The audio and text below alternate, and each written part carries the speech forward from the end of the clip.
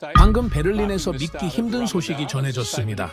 유럽 방산의 자존심이라 불리는 독일의 안보 전문가가 30년 경력 처음으로 이렇게 말했어요. 내가 완전히 틀렸습니다.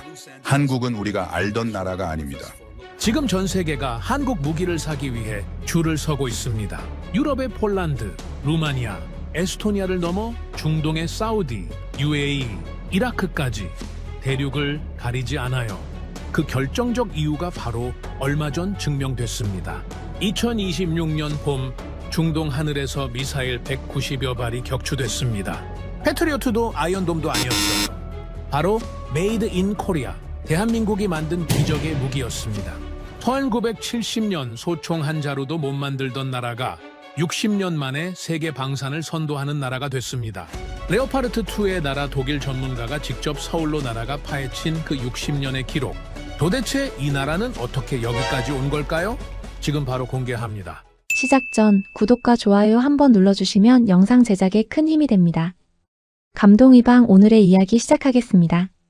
2026년 봄 중동 어딘가의 밤하늘에서 미사일 190여 발이 날아왔습니다. 그리고 거의 전부가 공중에서 불꽃이 됐어요. 격추율 90% 이상. 패트리어트도 아니었어요. 아이언돔도 아니었습니다. 이름도 생소한 무기였어요. 그 무기를 만든 나라 이름 앞에서 저는 한참을 멈춰 있었습니다. 대한민국? 저는 카이 브렌너입니다. 독일 연방의회 산하안보정책연구소에서 30년 넘게 일했어요. 나토 방산 체계를 분석하고 유럽 각국의 무기 획득 전략을 평가하는 게 제 일입니다. 러파르트2가 왜 세계 최고의 전차인지, PZH-2 운천이 왜 자주포의 기준이 되는지, 저는 그 숫자들을 누구보다 잘 압니다. 독일 방산에 대한 자부심이 있었어요. 아니, 정확히 말하면 당연하다고 생각했습니다. 유럽 방산의 중심은 독일이니까요. 그런데 2026년 3월 그 당연함이 흔들렸습니다. 보고서에는 숫자가 있었어요. 탄도미사일 174발 중 161발 격추, 드론 689기 중 645기 격추, 순항미사일 8기 전량 격추, 이란이 UAE를 향해 퍼부은 공격을 단 2개 포대로 막아낸 기록이었습니다. 격추율 90% 이상. 저는 그 숫자를 3번 읽었어요. 믿기지 않았거든요. 패트리어트를 생각해봤습니다. 미국이 60년 넘게 갈고 닦은 체계예요. 세계 방공시장의 절대 강자죠. 미사일 한 발에 최소 30-70만 달러.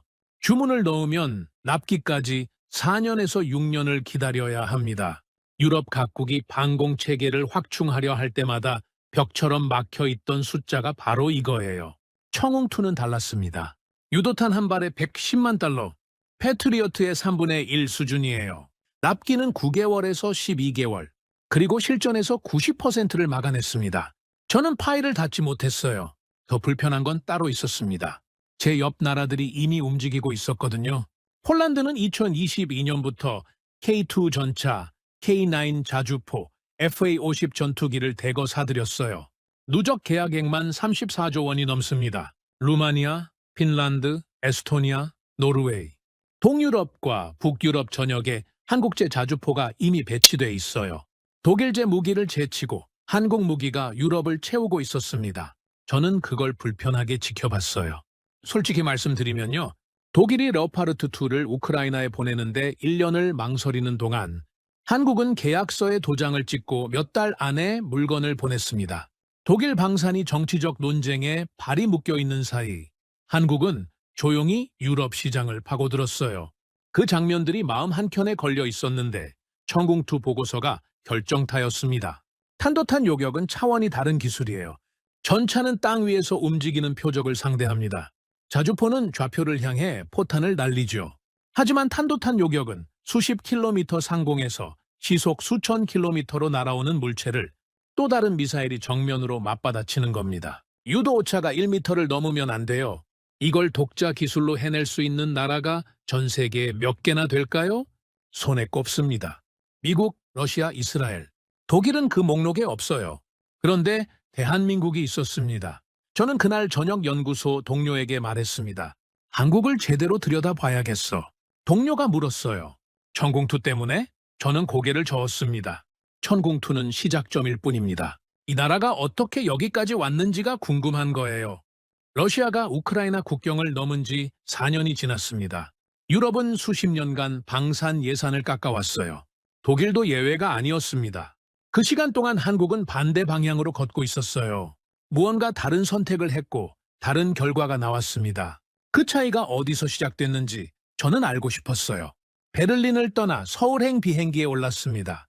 서울행 비행기에 오르기 전날 밤 저는 지도를 펼쳐놓고 한참을 앉아 있었습니다. 우크라이나 국경선, 폴란드, 에스토니아, 라트비아, 리투아니아, 핀란드, 러시아와 맞닿은 나라들의 윤곽을 손가락으로 짚어봤어요. 2022년 2월 이전까지 이 선들은 그냥 지도 위의 선이었습니다. 그런데 러시아 전차가 국경을 넘은 순간부터 이 선들은 살아 움직이기 시작했어요. 유럽 전체가 같은 질문을 하기 시작했습니다. 다음은 어디인가? 독일도 예외가 아니었어요. 베를린에서 폴란드 국경까지 차로 2시간도 안 걸립니다. 폴란드 동쪽 끝에서는 지금도 포소리가 들려오는 나라가 있어요. 유럽이 수십 년간 평화에 취해서 방산 예산을 깎아온 대가를 지금 치르고 있습니다. 독일 국방부 창고에는 탄약이 며칠치 분량밖에 없다는 보고서가 나왔어요. 충격이었습니다. 유럽 최대 경제 대국이 전쟁이 나면 며칠을 버티지 못한다는 뜻이었거든요. 그래서 유럽 각국이 일제히 무기고를 채우기 시작했습니다. 그런데 문제가 생겼어요. 살 무기가 없었습니다. 정확히 말하면 살 수는 있는데 받을 수가 없었어요. 패트리어트 이야기를 다시 해드리겠습니다. 미사일 한 발에 370만 달러, 납기 4년에서 6년, 지금 주문을 넣으면 2030년이 돼야 받을 수 있다는 뜻입니다. 2030년에 무기를 받는다고요? 러시아 전차가 폴란드 국경 앞에 서는데 2030년까지 기다려줄까요?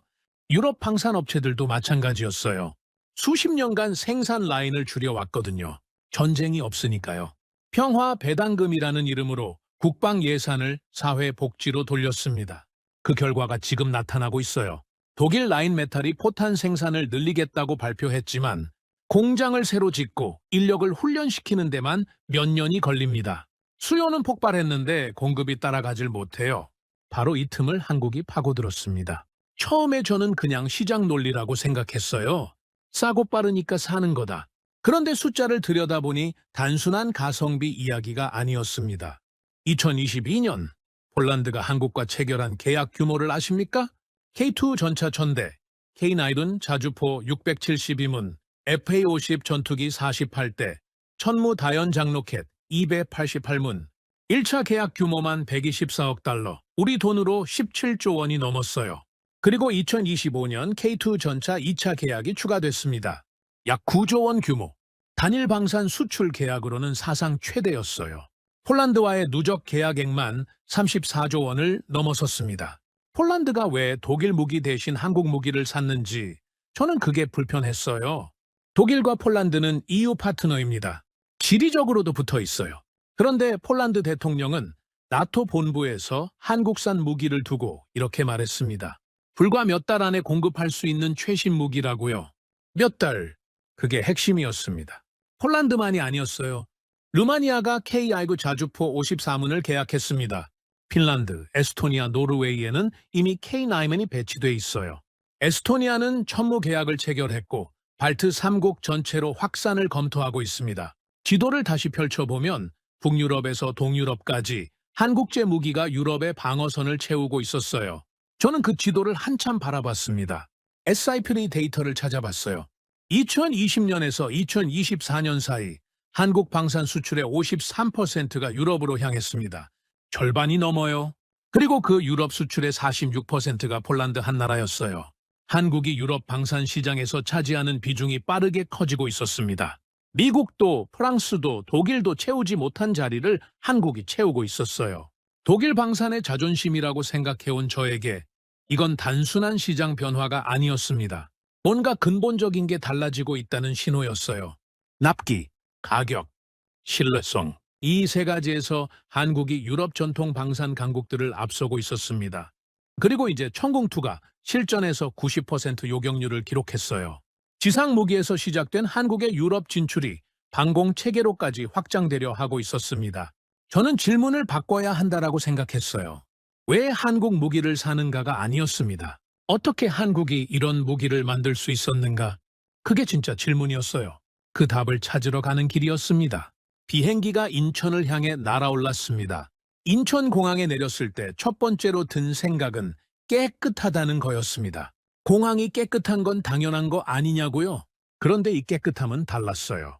동선이 명확하고 안내판이 정확하고 어디 하나 어수선한 구석이 없었습니다. 프랑크푸르트 공항을 30년 넘게 드나든 저로서는 솔직히 좀 당황스러웠어요. 유럽 최고라고 자부하던 공항보다 나았거든요. 작은 것에 놀랐다고 생각했습니다. 그런데 이게 시작이었어요. 서울 시내로 들어오는 길에 지하철을 탔습니다. 배차 간격이 2분이었어요. 좌석은 깨끗했고 냉방은 정확했고 안내방송은 4개 언어로 나왔습니다. 독일 베를린 지하철이 떠올랐어요.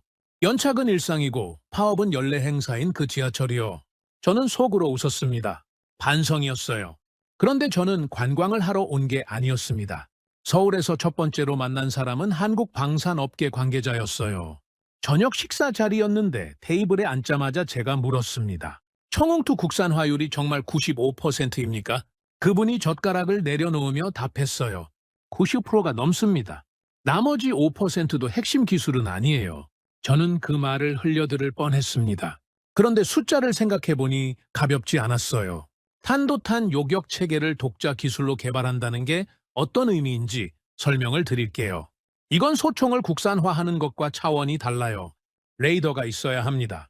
수십 킬로미터 밖에 작은 표적을 정밀하게 탐지하고 추적하는 레이더요. 유도 알고리즘이 있어야 해요. 날아오는 미사일의 궤적을 실시간으로 계산해서 요격탄이 어느 지점에서 만날지를 예측하는 소프트웨어입니다. 추진기관이 있어야 하고 탄두가 있어야 하고 발사체계가 있어야 해요. 이 모든 것을 하나로 묶어서 실전에서 작동하게 만드는 체계 통합 기술이 있어야 합니다. 이걸 독자적으로 해낸 나라가 전 세계에 몇 개인지 아십니까? 미국, 러시아, 이스라엘 정도입니다. 이스라엘도 미국의 기술 협력을 받았어요. 완전한 독자 기술로 보기엔 제한이 있습니다. 그렇게 따지면 손가락 2-3개로 꼽힐 수준이에요. 독일은 그 목록에 없습니다. 그런데 대한민국이 있었어요. 다음 날 저는 방산 관련 연구기관을 방문했습니다. 연구원들을 만났어요. 솔직히 말씀드리면 만나기 전에 선입견이 있었습니다. 아시아 신흥국의 방산연구원이라면 어떤 이미지가 떠오르시나요? 저는 깔끔한 연구실에서 데이터를 분석하는 젊은 공학자들을 상상했어요. 어딘가 세련되고 정돈된 모습을요. 실제는 달랐습니다. 만난 연구원 중 한 분이 손등에 흉터가 있었어요. 오래된 화상 흉터처럼 보였습니다. 무슨 일이냐고 물었더니 담담하게 답했어요. 시험장 사고라고요. 유도탄을 다루는 분야는 폭발 계열이 많아서 항상 위험에 노출돼 있다고 했습니다. 흰 가운이 아니라 작업복 입고 무인도 시험장에서 일하는 게 일상이라고요. 서해 어딘가의 섬에서 탄이 날아가는 걸 지켜보고 데이터를 받아서 분석하고 다시 설계를 고치는 과정을 수십 년간 반복해 왔다고 했습니다. 저는 그 말을 들으면서 제 선입견이 부끄러워졌어요. 그분에게 물었습니다. 왜 이 일을 합니까? 잠깐 생각하더니 이렇게 답했어요. 나라를 지켜야 하니까요. 그게 전부입니다. 짧은 문장이었습니다. 그런데 가볍지 않았어요. 독일에서 저는 방산을 산업으로 봤습니다. 수출 전략이고 고용 창출이고 기술 경쟁력이에요. 그게 틀린 건 아닙니다. 하지만 그것만이 전부는 아닐 수 있다는 생각을 처음으로 했어요. 이 나라 연구원들에게 무기는 생존의 문제였습니다. 국경 너머에 언제든 위협이 존재하는 나라에서 무기를 만드는 일은 추상적인 국가 안보가 아니라 내 가족이 사는 땅을 지키는 일이었어요. 그 무게가 달랐습니다. 또 한 가지가 마음에 걸렸어요. 한국이 처음부터 이걸 잘한 건 아니라는 겁니다. 국방과학연구소가 창설된 건 1970년대였어요. 소총 한 자루도 제대로 못 만들던 시절이었습니다. 그로부터 50년이 넘게 걸렸어요. 수십 년간 선진국 문을 두드리며 기술을 배우러 다녔고 안 알려주면 스스로 만들어냈고 그렇게 쌓인 것들이 지금 천궁투가 됐습니다. 유럽이 방산 예산을 깎아온 그 수십 년 동안 이 나라는 반대 방향으로 걷고 있었어요. 저는 그날 숙소로 돌아오면서 생각했습니다. 나는 천궁투라는 무기를 보러 왔는데 사실은 그 무기를 만든 사람들을 보고 있는 것 같다고요. 그리고 그 사람들 뒤에 있는 이 나라 전체를요. 선입견이 흔들리고 있었습니다. 연구원을 다시 만난 건 사흘째 되던 날이었습니다. 오전에 잠깐 시간이 있다고 해서 근처 커피숍에서 만났어요. 저는 준비해온 질문이 하나 있었습니다.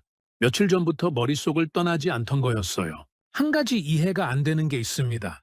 한국은 미사일 지침이라는 걸로 수십 년간 사거리 제한을 받았다고 들었어요. 그런데 제한이 풀리자마자 바로 성공했다는 거잖아요? 어떻게 그게 가능합니까? 연구원이 커피잔을 내려놓으며 잠깐 생각했습니다. 그리고 이렇게 말했어요. 수능을 못 보게 했던 겁니다. 실력은 이미 됐는데 저는 그 비유가 단번에 와닿지 않았어요. 수능이 뭔지 몰랐거든요. 설명을 들었습니다. 한국의 대학 입학 시험이라고 했어요. 그러니까 이런 뜻이었습니다. 공부는 다 끝냈어요. 시험만 보면 합격인데 시험을 못 보게 막아놓은 거라고요. 그러면 그 기간 동안 뭘 했습니까? 복습했죠. 자습하고 또 복습하고. 저는 잠시 말을 잇지 못했습니다. 한미 미사일 지침 이야기를 찾아봤어요. 1979년에 처음 만들어진 협정이었습니다. 한국이 개발할 수 있는 미사일의 사거리와 탄도 중량을 제한하는 내용이었어요. 냉전 시대의 산물이었지만 수십 년간 유지됐습니다. 사거리 800km 이상의 미사일을 한국은 개발할 수 없었어요. 그런데 국방과학연구소는 멈추지 않았습니다. 쏠 수 없는 미사일을 만들 수는 없었어요. 하지만 쏠 수 있게 됐을 때를 위한 기술은 쌓을 수 있었습니다. 추진기관 연구를 했어요. 유도 알고리즘을 다듬었습니다. 레이더 탐지 정확도를 높였어요. 시험을 볼 수 없으니 교과서를 반복해서 읽은 겁니다. 그것도 수십 년간요. 2021년 한미 미사일 지침이 완전히 해제됐습니다. 그리고 그로부터 얼마 지나지 않아 한국은 사거리 제한 없는 미사일 시험에 성공했어요. 수십 년을 기다려온 나라의 속도였습니다. 저는 연구원에게 물었어요. 그 기간이 억울하지 않았습니까? 할 수 있는데 못하게 막혀 있었던 거잖아요. 그분이 조용히 답했습니다. 억울하다고 멈출 수는 없었어요. 우리가 안 하면 아무도 안 해주거든요. 국방과학연구소 말고는 이 나라에 이 일을 할 수 있는 곳이 없었습니다. 그 말이 오래 남았어요. 저는 독일 통일을 떠올렸습니다. 1990년 동독과 서독이 하나가 됐을 때 서독은 동독의 기술 자산을 흡수했어요. 동독 과학자들이 개발해온 것들이 있었거든요. 그런데 그 과정에서 나토의 눈치를 봐야 했습니다. 어디까지 흡수하고 어디서 멈춰야 하는지 동맹국들의 시선을 의식해야 했어요. 할 수 있는 것과 해도 되는 것 사이에서 선택을 해야 했습니다. 한국이 겪어온 것과 구조가 비슷했어요. 외부의 제한 속에서 할 수 있는 범위 안에서 할 수 있는 것들을 최대한 쌓아온 시간들이요. 차이는 하나였습니다. 독일은 그 제한을 받아들이고 거기서 멈춘 부분이 있었어요. 한국은 제한 안에서도 계속 움직였습니다. 멈추면 아무도 대신해주지 않는다는 걸 알았으니까요. 오후에는 미사일 지침 해제 전후의 기록을 더 찾아봤습니다. 흥미로운 게 하나 있었어요. 지침이 해제되자마자 한국이 바로 시험에 성공하니까 외신들이 이런 반응을 보였어요. 미리 다 만들어놨던 거 아니냐고요? 숨겨뒀다가 꺼낸 거 아니냐고요? 그 반응이 재미있었습니다. 숨겨둔 게 아니에요. 쏘지 못했을 뿐이에요. 수십 년간 교과서를 달달 외우고 있었는데 시험장 문이 열리자마자 답안지를 써낸 겁니다. 그게 준비된 나라와 그렇지 않은 나라의 차이였어요. 저는 그날 저녁 숙소 창밖을 바라보면서 생각했습니다. 베를린에서 저는 방산을 전략으로 봤어요. 어떤 무기를 어떤 나라에 팔고 어떤 기술을 확보하고 어떤 동맹과 협력할 것인가. 그런데 이 나라 연구원들에게 방산은 전략이 아니었습니다. 사명이었어요. 그 차이가 30년을 만들었을지도 모른다는 생각이 들었어요. 날짜를 기억하는 사람이 있었습니다. 연구소에서 만난 한 연구원이 처음 그 날짜를 꺼냈어요. 아무렇지 않게 그냥 날짜 하나를 말하듯이요. 그런데 말하는 표정이 달랐습니다. 10년이 지난 일을 어제처럼 이야기하는 사람의 얼굴이었어요. 2016년 2월 23일입니다. 오전 11시쯤이었어요. 저는 받아 적었습니다. 그날이 뭔지 설명해 드릴게요. 국방과학연구소 창설 이후 수십 년의 유도무기 개발, 역사에서 탄도탄을 실제로 요격하는 교전 시험을 처음 수행한 날입니다. 두 발의 유도탄을 날려서 서로 직접 교전하는 시험. 한국 역사상 처음 있는 일이었어요. 저는 그 시험이 어떤 건지 먼저 설명을 들었습니다. 탄도탄 요격이 왜 어려운지 아십니까? 숫자로 말씀드리겠습니다. 표적이 되는 탄도미사일의 속도, 그리고 요격탄의 속도, 두 물체가 서로를 향해 날아올 때 상대 속도는 2배가 됩니다. KTX가 시속 300km로 달리죠. 그 KTX 두 대가 서로를 향해 달려오는 속도의 30배가 넘는 속도로 두 물체가 접근하는 겁니다. 그 순간 유도 오차는 1m 이내여야 해요. 수십 킬로미터 밖에서 출발한 두 물체가 광활한 하늘 어딘가의 한 점에서 만나야 합니다. 그 점을 미리 계산해서 요격탄을 보내는 거예요. 연구원이 말했습니다. 쉽게 말하면 아무것도 없는 하늘에 점 하나를 찍어놓고 거기서 만나겠다고 약속하는 겁니다. 표적도 움직이고 우리 탄도 움직이는데 저는 그 설명을 들으면서 잠깐 눈을 감았습니다. 그게 가능한 일인가 싶었거든요. 2016년 2월 23일로 돌아갑니다. 그날 시험장에 있던 연구원들이 가장 걱정한 건 명중이 아니었어요. 안전이었습니다. 두 발의 유도탄이 공중에서 직격하면 파편이 퍼집니다. 서해 시험장 주변에 선박이 있으면 안 됐어요. 안전 통제를 위한 시나리오를 짜고 그 시나리오대로 모든 시스템이 맞아떨어져야 했습니다. 변수가 하나라도 어긋나면 시험 자체가 위험해지는 상황이었어요. 그날 저희는 명중할 거라는 생각보다 안전하게 끝나기를 바라는 마음이 더 컸습니다. 모든 절차가 계획대로 진행됐어요. 그리고 공중에서 불꽃이 일었습니다. 직격이었어요. 탄도탄 없는 탄이기 때문에 불꽃이 일면 직격한 겁니다. 그 순간 시험장에 있던 연구원들의 반응이 궁금했습니다. 환호성이 바로 나왔습니까? 연구원이 잠깐 웃었어요. 아니요! 한참 뒤에 나왔습니다. 우리도 놀랐으니까요. 저는 그 말이 좋았습니다. 수십 년을 준비한 사람들이 막상 성공하는 순간 말을 잃었다는 거잖아요. 예상했던 결과인데도 눈앞에서 벌어지니까 현실로 느껴지지 않았던 거예요. 그 순간의 침묵이 어떤 환호성보다 무거웠을 것 같았습니다. 이 시험 하나에 얼마나 많은 것이 걸려 있었는지 숫자로 보여드리겠습니다. 국방과학연구소는 청웅체계를 개발하면서 30개의 기술 영역으로 나눠 팀을 구성했습니다. 팀마다 적게는 두세 명, 많게는 수십 명이 각자의 기술 분야를 파고들었어요. 레이더, 유도 알고리즘, 추진기관, 탄두, 발사체계, 체계 통합. 이 모든 것이 하나로 맞아떨어져야 그날의 불꽃이 가능했습니다. 그리고 그 투자의 결과가 어떻게 됐을까요? 개발에 투입된 자원 대비 경제적 효과를 분석한 자료가 있었어요. 투자 대비 경제 효과 8배에서 9배. 무기 하나가 만들어낸 수출 계약, 고용 창출, 기술 파급 효과를 합산한 수치입니다. 천공2 하나로 UAE, 사우디아라비아, 이라크의 수출 계약이 이어졌어요. 사우디와는 4조 2천억 원, 이라크와는 3조 7천억 원 규모였습니다. 그리고 2026년 2월 실전 성과가 나오면서 추가 수요는 더 폭발하고 있었어요. 저는 그 숫자들을 보면서 생각했습니다.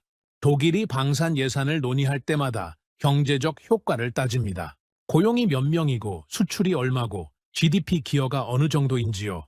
그런데 그 계산을 하기 전에 먼저 필요한 게 있었어요.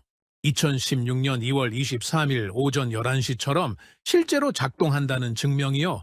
숫자는 그 다음이었습니다. 연구원과 헤어지면서 저는 한 가지를 더 물었어요. 그날 이후로 달라진 게 있습니까? 그분이 잠깐 생각하다가 답했습니다. 그전까지는 될 거라고 믿었어요. 그날 이후로는 된다는 걸 알았습니다. 믿음과 알매 차이. 저는 그 한 문장을 수첩에 받아 적었습니다. 연구원이 이야기를 꺼낸 건 제가 묻지 않았을 때였습니다. 점심을 먹고 나서 커피를 마시던 중이었어요. 대화가 잠깐 끊겼을 때 그분이 말했습니다. 재밌는 이야기 하나 해드릴까요? 저는 고개를 끄덕였어요. 물고기 얘기입니다. 처음엔 무슨 말인지 몰랐어요. 무기 개발 이야기를 하다가 갑자기 물고기라니요. 그런데 듣다 보니 이게 물고기 이야기가 아니었습니다. 천궁 기본형을 개발하던 초기 시절 이야기라고 했어요. 비행 시험을 했는데 탄이 비정상 비행을 했습니다. 연구원들이 쓰는 표현이 비정상 비행이지 쉽게 말하면 실패였어요. 탄은 바다로 떨어졌습니다. 문제는 그 다음이었어요. 왜 실패했는지 알 수가 없었습니다. 비행 데이터를 분석했어요. 각 팀이 자기 분야를 들여다봤습니다. 그런데 원인이 명확하게 잡히지 않았어요. 추진기관팀은 자기 쪽 문제가 아니라고 했습니다. 유도팀도 마찬가지였어요. 서로 자기 설계에는 문제가 없다고 했습니다. 그런데 탄은 분명히 바다에 떨어져 있었어요. 연구원이 말했습니다. 미사일 개발의 가장 어려운 점이 바로 그겁니다. 스마트폰은 켰다 껐다 하면서 어디가 문제인지 볼 수 있잖아요. 미사일은 한 번 쏘면 없어져요. 증거가 사라지는 겁니다. 저는 그 말을 듣고 처음으로 그 어려움의 실체가 느껴졌습니다. 생각해보면 당연한 얘기예요. 자동차가 고장나면 정비소에 가져가서 열어볼 수 있습니다. 비행기가 추락하면 블랙박스를 회수해요. 그런데 미사일은 터지거나 바다에 가라앉습니다. 남는 건 비행 중에 수집한 데이터뿐이에요. 그 데이터만으로 무엇이 잘못됐는지를 역으로 추적해야 합니다. 원인을 찾지 못한 채 다음 시험을 준비하고 있었어요. 그런데 시험을 일주일 앞두고 연락이 왔습니다. 서해 어딘가에서 조업하던 어부가 그물에 뭔가를 건졌다고 했어요. 금속 파편이었습니다. 그 파편에 국방과학연구소라는 글자가 찍혀 있었어요. 연구팀이 현장으로 달려갔습니다. 건져낸 잔해를 살펴봤어요. 추진기관의 연소관이었습니다. 그리고 거기에 구멍이 나 있었어요. 구멍 하나가 모든 걸 설명했습니다. 추진기관팀이 아니라고 했던 게 바로 그 연소관 문제였어요. 연소 과정에서 이상이 생겼고 그게 비정상 비행으로 이어진 겁니다. 수개월간 찾지 못하던 원인이 어부의 그물 하나로 해결됐어요. 저는 그 이야기를 들으면서 한참 웃었습니다. 그런데 웃음 뒤에 묵직한 게 남았어요. 행운이라고 부를 수 있겠죠. 맞습니다. 어부가 그 바다에서 조업하지 않았다면, 그물을 그 위치에 던지지 않았다면 잔해는 영영 바닷속에 있었을 겁니다. 그랬다면 원인을 모른 채 다음 시험을 진행했을 거예요. 그런데 저는 이걸 단순한 행운으로 보지 않았습니다.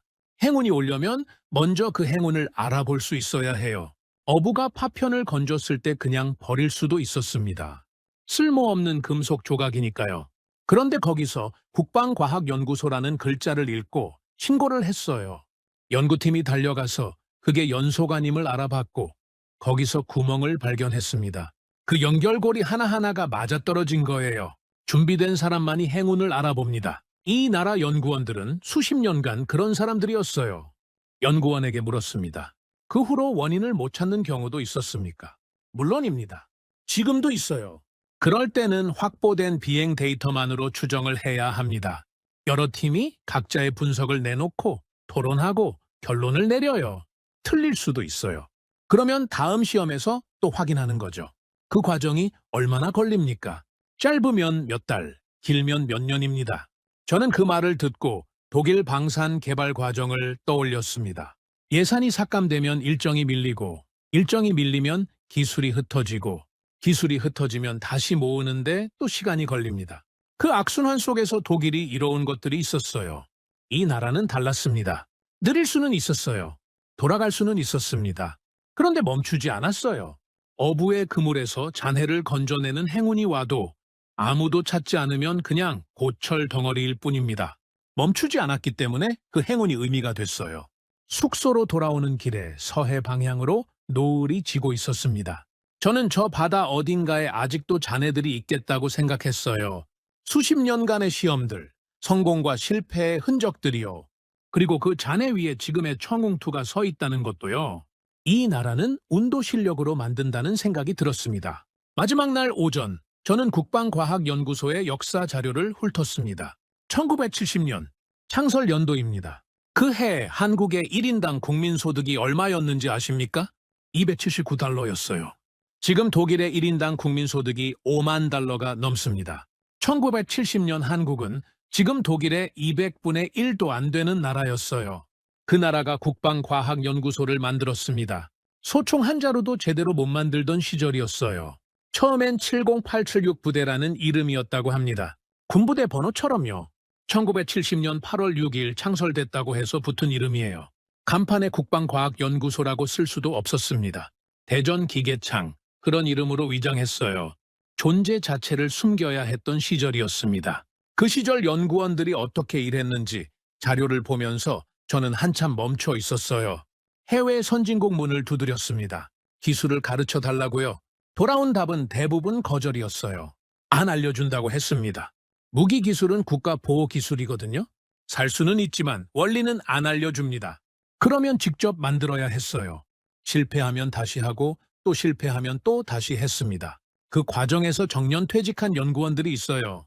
자기가 개발한 무기가 실전에서 작동하는 걸 보지 못하고 떠난 분들이요. 1970년대에 입소한 연구원이 2000년대에 퇴직하면 천궁2가 UAE 하늘에서 불꽃을 만드는 2026년을 보지 못합니다. 씨앗을 심고 열매를 못 보고 간 사람들이에요. 연구원에게 그 이야기를 꺼냈더니 잠시 말이 없었습니다. 그리고 조용히 말했어요. 선배님들이 쌓아오신 것 위에 저희가 서 있는 겁니다. 저희가 지금 하는 것도 마찬가지예요. 다음 세대가 가져갈 겁니다. 그 말이 한 세대를 넘어선 프로젝트의 본질을 담고 있었습니다. 연구원들이 일하는 환경 이야기도 들었어요. 영화에서 무기 연구원이라고 하면 흰 가운 입고 깨끗한 실험실에 있는 이미지를 떠올리죠. 실제는 달랐습니다.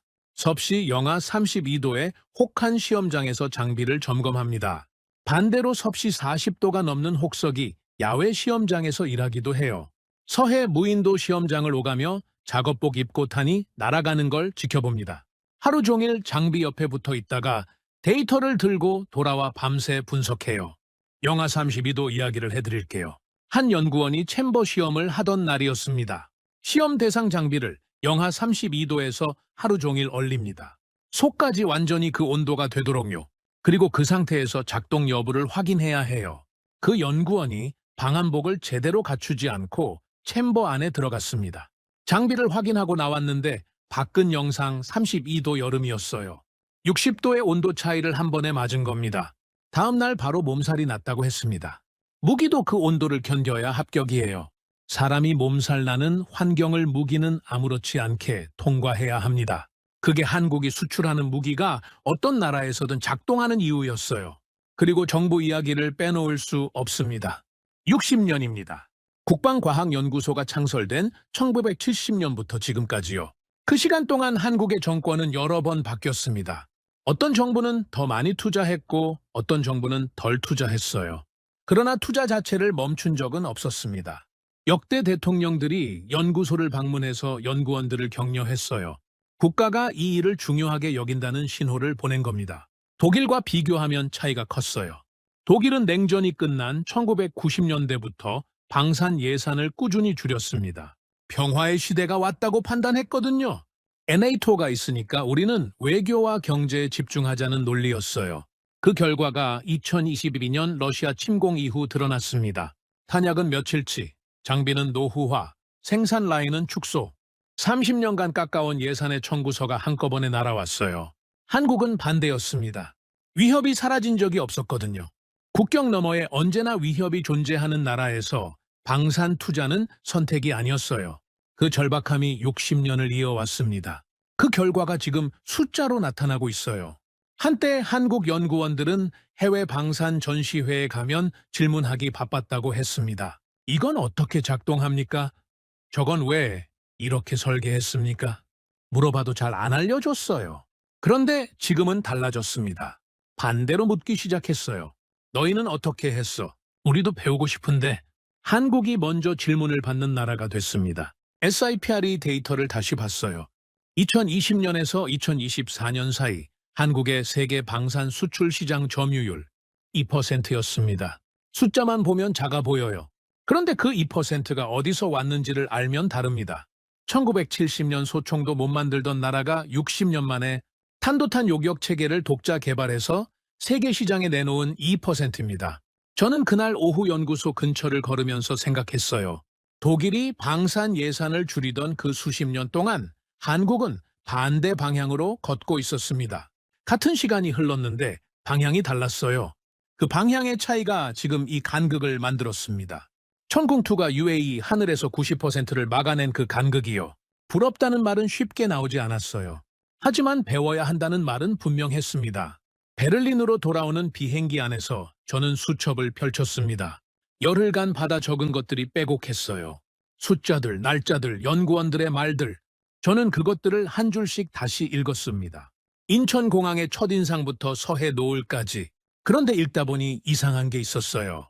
제가 받아 적은 건 무기 이야기인데 읽히는 건 사람 이야기였습니다. 비행기가 독일 상공에 들어설 즈음 저는 보고서의 첫 문장을 어떻게 쓸지 생각하고 있었어요. 베를린에 도착하고 사흘이 지났습니다. 연구소 동료들이 물었어요. 어땠어? 기대한 대로였어?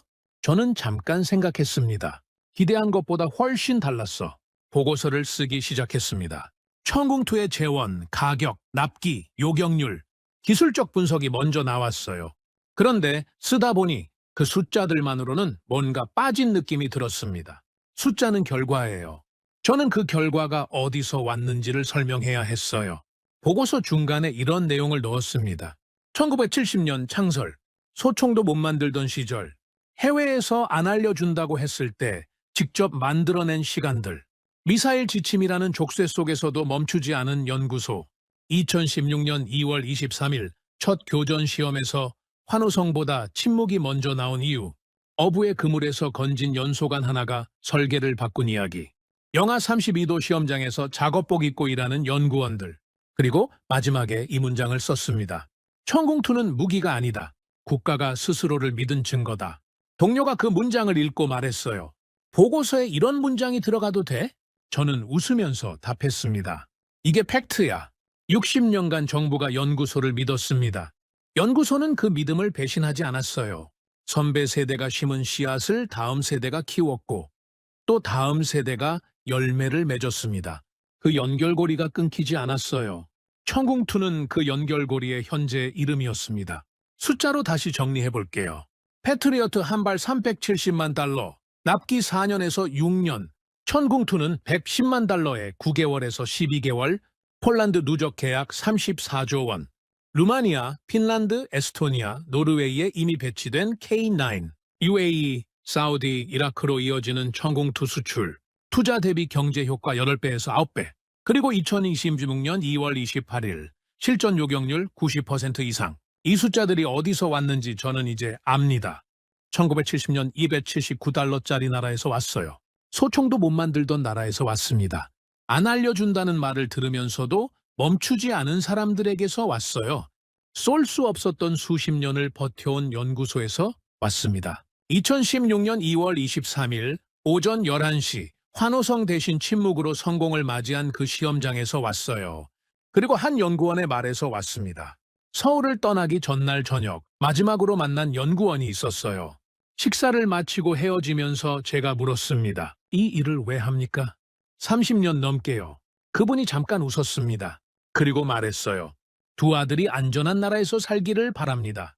그래서 일합니다. 저는 그 말을 듣고 한참 아무 말도 못했어요.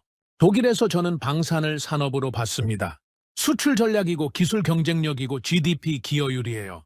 틀린 건 아닙니다. 그런데 그것만이 전부라고 생각했던 게 틀렸어요. 이 나라 연구원에게 방산은 두 아들이 사는 땅을 지키는 일이었습니다.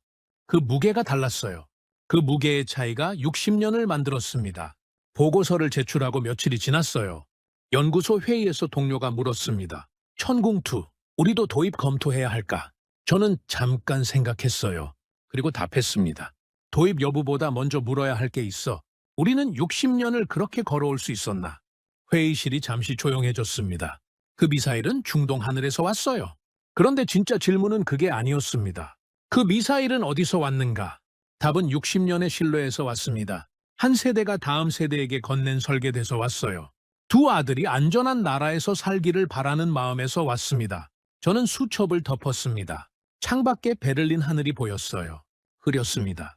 그런데 이상하게 선명하게 느껴졌어요. 여러분, 오늘 이야기는 여기까지입니다. 1970년 소총 한 자루도 못 만들던 나라가 있었습니다. 그 나라가 56년이 지난 지금 중동 하늘에서 미사일 190여 발을 막아냈어요. 한 독일 연구원이 그 숫자 앞에서 멈춰 섰고 저도 오늘 그 자리에 함께 서 있었습니다. 천궁2는 무기입니다. 그런데 동시에 60년의 신뢰이고 한 세대가 다음 세대에게 건넨 설계도이고 두 아들이 안전한 나라에서 살기를 바라는 마음이에요. 여러분은 어떻게 생각하십니까? 댓글에 대한민국 최고 한 글자만 남겨주세요. 지금까지 감동의방이었습니다. 긴 영상 끝까지 시청해 주셔서 감사합니다.